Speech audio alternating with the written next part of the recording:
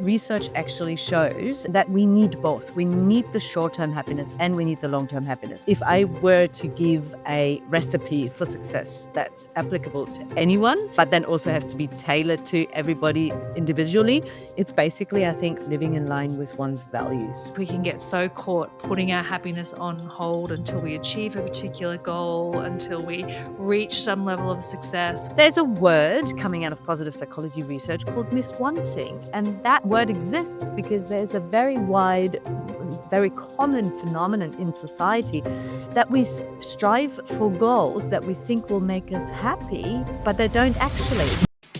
Dr. Maike Neuhaus is a psychologist, speaker, and coach specializing in positive psychology, intentional living, and the science of wellbeing. With a PhD in behavior change and a deep commitment to helping people flourish, she's the founder of the Flourishing Doc. This conversation is all about letting go of outdated narratives, redefining success, and creating a life that truly feels good from the inside out. How do you define success? And I want to know, has that personally changed for you over time? Absolutely. I think, there's a definition of success in society, that's somewhat attached to things like materialistic wealth, a good job or reputation or a nice title, maybe even fame, a nice house, nice cars, whatever. So, we do have those almost like KPIs of success in society, let's be honest. And that's why, Instagram looks the way it does for many people.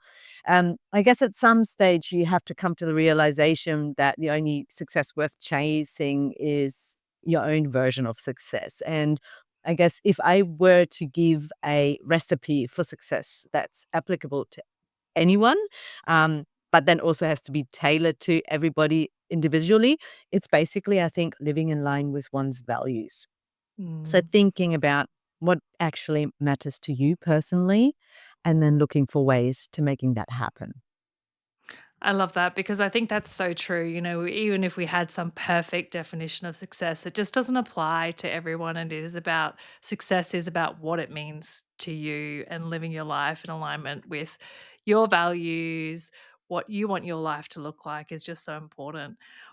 From your research in psychology, what are some of the things that, actually support happiness and long well-being in the long term, as opposed to maybe some of those things that we get stuck on believing that we need to achieve or we need to do in terms of seeking that happiness?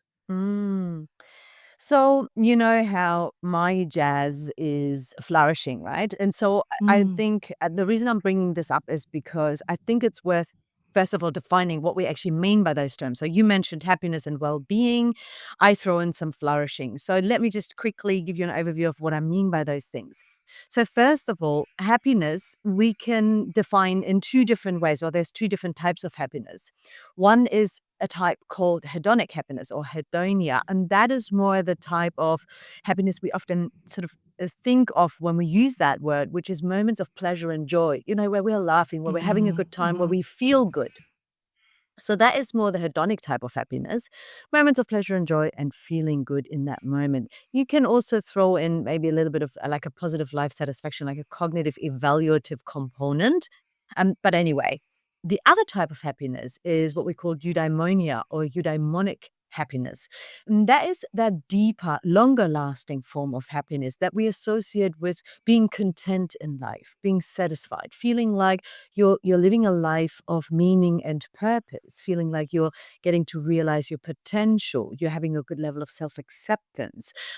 Maybe you continuously set goals and strive for them and accomplish them and stretch yourself, beyond your comfort zone and learn new skills and so forth.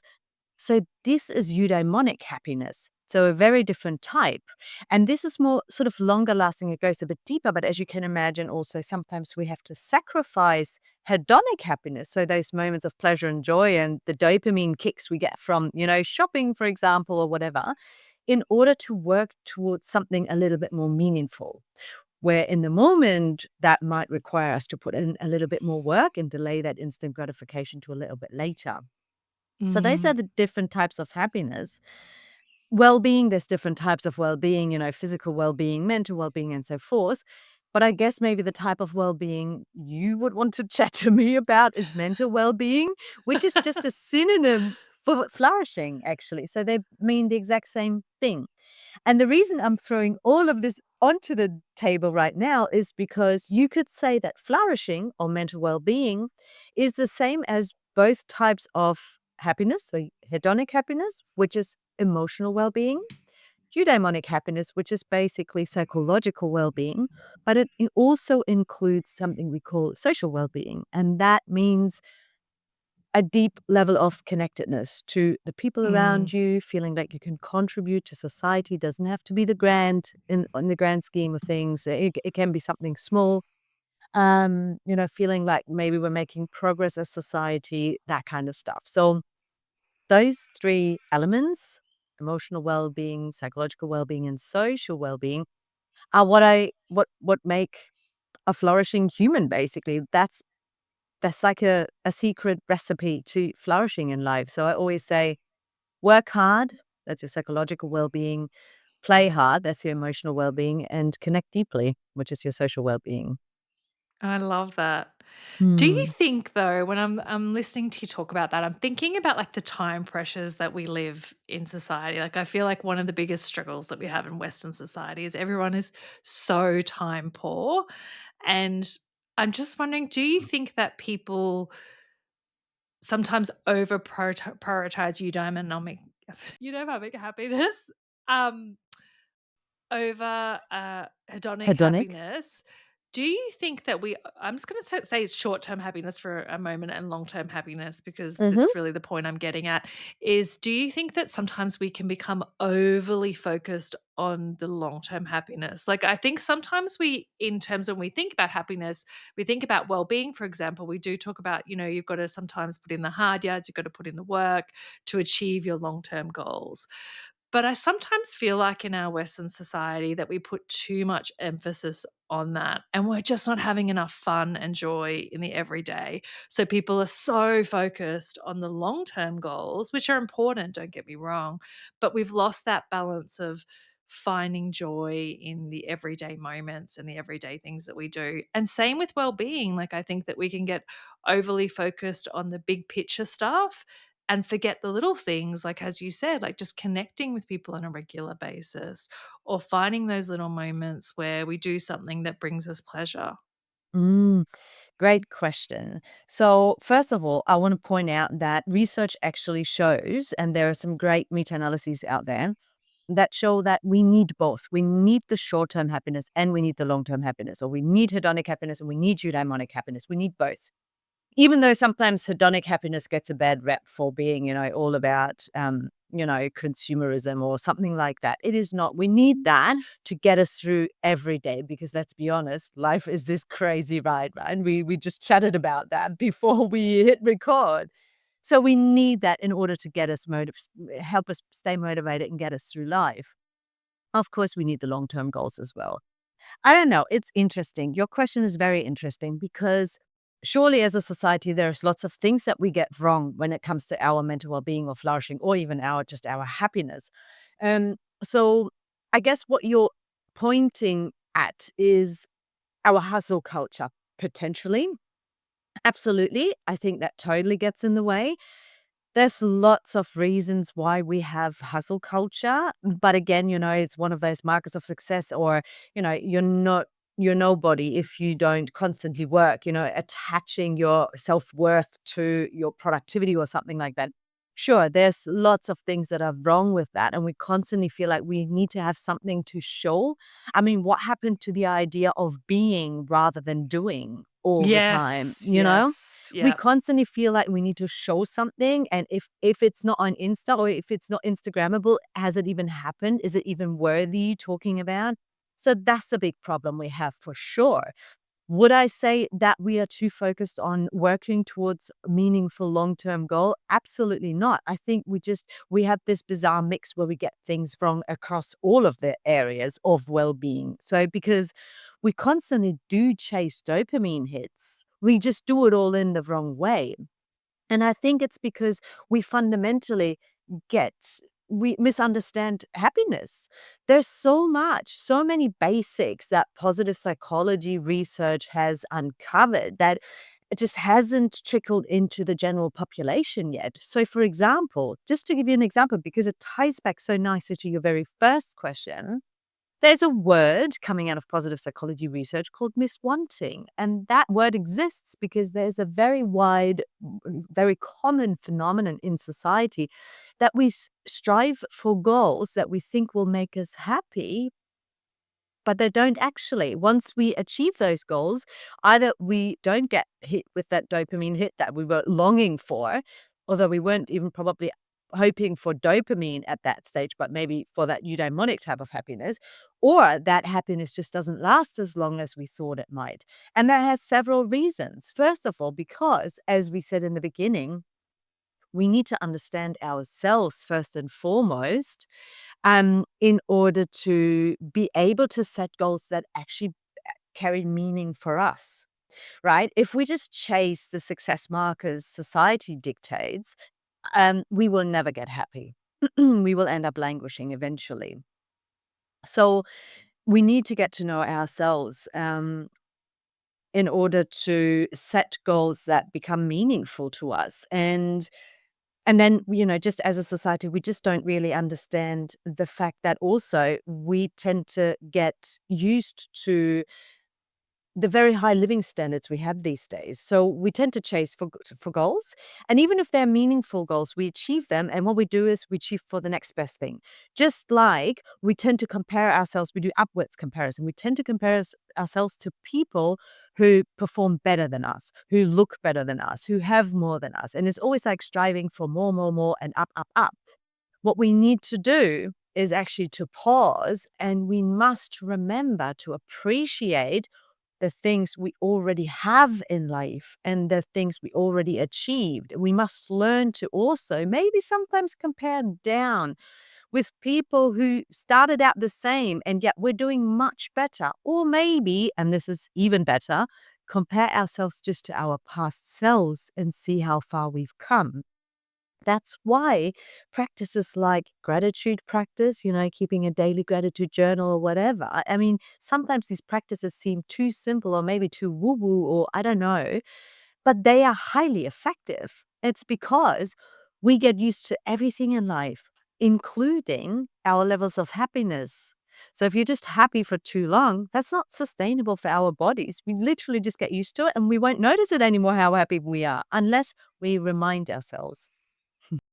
There's so much in what you just said that I want to unpack. Just starting with that idea of, gratitude, because I think when I heard you talking, I was also thinking that what you're really talking about is connecting with your current experience a little bit. So in that moment of gratitude, rather than striving and looking elsewhere and seeing what other people have, or what is the next goal, you're taking a moment just to really ground in yourself and connect with how you feel about where you're at in your life and appreciate that. And maybe in that moment when you are connected with yourself, you might realize that you don't need more, because we can get focused on that more, more, more. What do you think that role of gratitude plays in terms of, redefining success for ourselves? Well, the good thing about gratitude, I guess, is that we basically, when we practice gratitude, we ask ourselves, well, what went well today? Or what am I thankful for right now? What is it that is going well at the moment? What is it that is serving me well at the moment? What am I grateful for, right? So that's a very simple practice, but the information and basically the feedback we give ourselves in that moment by pondering those questions, they help us identify what actually mattered to us that day, what Mhm. actually made a difference to us. And again, we're tying back so nicely to the very first question because those are hints to your own personal values. Because what you might be grateful for on that particular day would be completely different to what another person in your situation would be grateful for.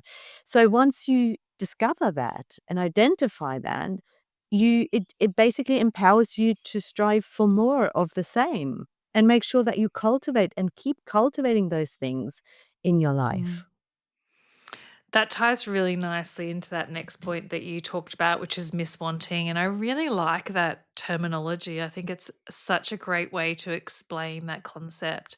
And I think that it is obviously a huge problem in society today because we are so exposed to what everyone has, what everyone's doing. We've almost got like this window into everyone's world with social media.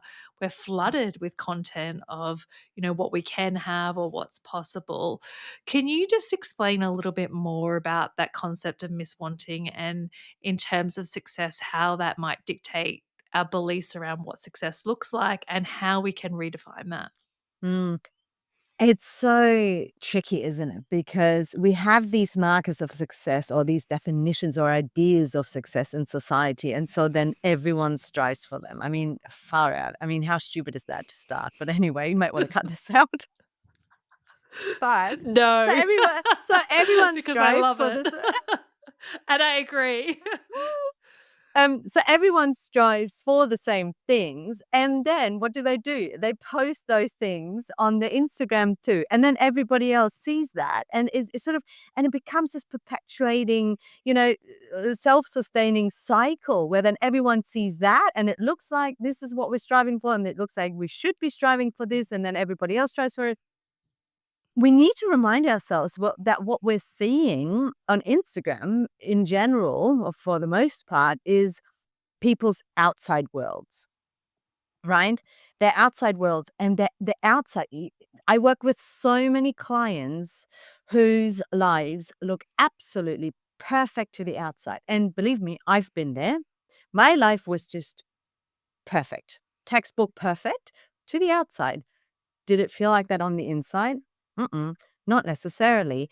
There's a few things that I had to let go of and change in my own life that to the outside look like failure. And my goodness, the number of times I've had to justify myself or respond to questioning or judgment or whatever until I decided not to even respond to that judgment anymore. Just because people maybe couldn't understand why I would let go of a fancy academic career or whatever. So we just need to let go of that, and we need to start cultivating the courage to go our own ways, our own, carve our own paths. And I think that's what it takes. It's just introspection, getting to know yourself, and then the courage to go a different way that maybe doesn't look amazing to the outside, but that's the only way to happiness. And if you look at end of life studies, or you read books like Bronnie Ware's Top Regrets of the Dying, or Daniel Pink has published on this, Jodie Wellman is amazing. She writes about this stuff and regrets and so forth.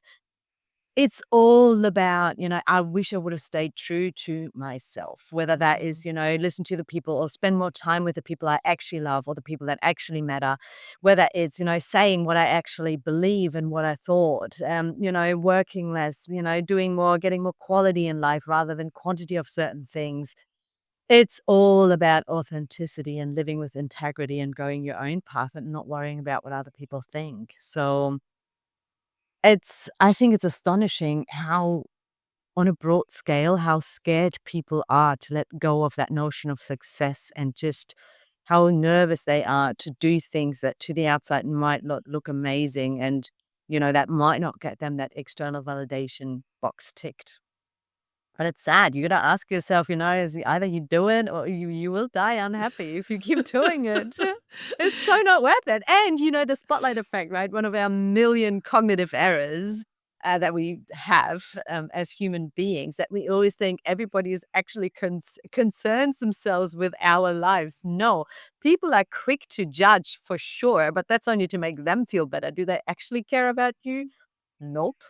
Your loved ones, your actual loved ones, yes, but they will stand behind you Mhm. no matter what path you choose and how amazing it looks to the outside, those who mind don't matter and those who matter don't mind. So, yeah, people don't actually care about what we do. That's so true. Or if they do, does it really matter? As you said, people that you care about, they will support you. And the people that don't, are they really the people's opinions that you care about anyway? It's a really interesting point. And even when you're talking about that idea of like the Instagram view, I totally agree with you. And I think the other thing we need to keep in mind is that when someone displays their Instagram life, like it's with the makeup on, it's when they've tidied the room, it's, on the holiday. So it's all the glossiest parts of their life. And even in that frame, sometimes it's not actually reality. You flip the camera the other way and it looks completely different. So I think it's so important to recognize that so much of what we're seeing is obviously just the highlight reel, but it's also often not even true, like the amount of people, and I'm sure you've experienced this too, working with, high performing individuals, that so many people who are living a great life on the surface are deeply unhappy. And, I think we can get so caught putting our happiness on hold until we achieve a particular goal, until we reach some level of success, or when and that success isn't even, doesn't have to be money or career. It's sort of like when I find a partner, or when I have kids, or when I have a family, or when I buy a house, or when I get this role, then I'll be happy. And the reality is that, you get there and you can have achieved all of the goals that society or your parents or the people in your world are telling you are important. But if they're not important to you, then you're not going to achieve that happiness at the end. Exactly. You gotta really, keep telling yourself that this is the only life you might have. Okay, I mean, depends on your spiritual beliefs. How are you gonna spend it? Make it worth it. Make it count for you. You are the only person who's going to be in your shoes living your life, your entire life. So why care about anyone else? And I'm not promoting, hedonism or like, selfishness or anything like that. We need to have meaningful, good quality Mhm. relationships with people. We need to contribute and give back to society and the people around us. Those are our innate human needs as well. Doesn't make us, it makes us a better person if we become fully self-aware and tap into our own flourishing. That will make us a really good person for the people around us. Absolutely. I think it all comes back to that individual, doesn't it? And really knowing yourself and knowing what it is that you want and knowing what will make you happy and make you feel content, and kind of driving that with that idea of like, if this was your last year here on earth, how would you want to live that? And I think the other important thing to recognize is even on an individual level that changes over time. So, importance of like when you're talking about, um, gratitude and kind of grounding and checking in with yourself, is that will shift. And I think that's something I've also noticed in my work, is that sometimes that, if someone's sort of in their 20s or 30s and they're, highly focused in the hustle culture that we sort of briefly touched on, that actually is where they're happy in that time of life. Like they're happy living where work is their whole world and that's bringing them joy and it's meeting all their needs. And then maybe as they shift to a different stage of life, that no longer is bringing them the happiness that it once did, because it's competing with family or competing with the relationship. So it's adding other components. So it is about recognizing that we need to check in with ourselves and see, is this still the thing that's bringing me that joy and happiness? Is this still the thing and where I want to put my time and energy, or has that shifted for me? I love what you just said. In particular, I love two things that stood out for me. One is, you said maybe when someone is young and they are happy to be in that hustle culture and so forth. Probably, I might not, call it as such. I might not say, okay, they're just happy to be part of the hustle culture. But I guess what you were describing was more that they are growing, they're learning new skills, they're making progress in their career. And it sounds almost like they found their flow. There's this concept of the state of flow in positive psychology where your skills are perfectly matched to the challenge at hand and it allows you to grow and you're getting that constant feedback. So it puts you in this state where, you know, 10 hours a day probably feel like 1 hour at max. So if Mm. that's the case and you get to work in an area that aligns so well with your passion and so forth, absolutely go for it. It doesn't actually matter what age you are, but absolutely, I would support that and promote that too. Except I will say that research shows that even when we have a role or a job and we work in a field that is so aligned with our passions and values and so forth, even then it's important to take breaks and make sure we get a bit of balance and rest and so forth, because otherwise also then we can run ourselves into the ground. I just wanted to add that. But the other thing that I picked up on in what you were saying is it is so true. We go through different phases in life, right? And it is so important, exactly what you said, to keep checking in with ourselves, especially as we are entering a new stage in life. So this can be from Mm. childhood to adulthood. It can be from being young, single, no children, to partner and all in a sudden a young family. Um, it can be, once the children have moved out, or maybe you've gotten separated, or, as you entering older stages in life, ages in life.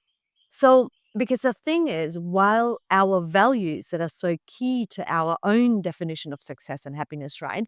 While they are relatively stable across the lifespan, sort of, let's just say, similar to personality, we just have some of those internal traits that are relatively stable across the lifespan. They can and do change. We do know that from research. And anyone who's gone through a few different phases in life will know that all of a sudden something else becomes a little bit more important to them. Or maybe as you learn and you get to know society better, or how certain people tick, or how society ticks, or politics, or whatever, your values might change.